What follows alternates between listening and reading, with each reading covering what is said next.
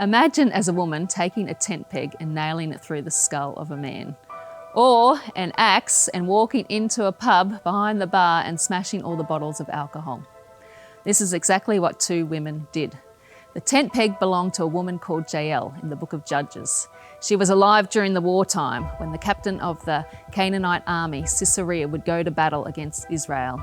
He would come back past her village with the spoils of war, quite often young girls, and this incited in her a deep rage for the injustice of what was happening to girls in her nation.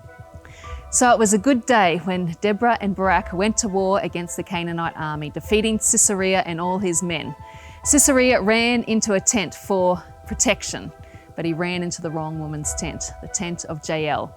She gave him a cup of milk, put him to sleep, and then hammered that tent peg through his head. Not only through his head, but she was sending a message, hammering a peg through the injustice and oppression that had happened to girls in her region for many years. The other woman, Carrie Nation was her name, she was married to an abusive and alcoholic husband. And this gave her a hatred for the abuse of what alcohol can do to one person. In the late 1800s, she joined the temperance movement and began to campaign to change laws around the consumption of alcohol. She also took matters into her own hands, with her axe walking into bars and smashing the alcohol.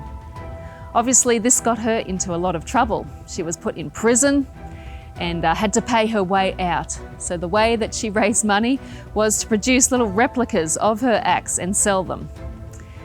Now, while I don't recommend that us as women walk around with tent pegs and axes like wild, crazy women, I do applaud that these women saw injustice and oppression and acted.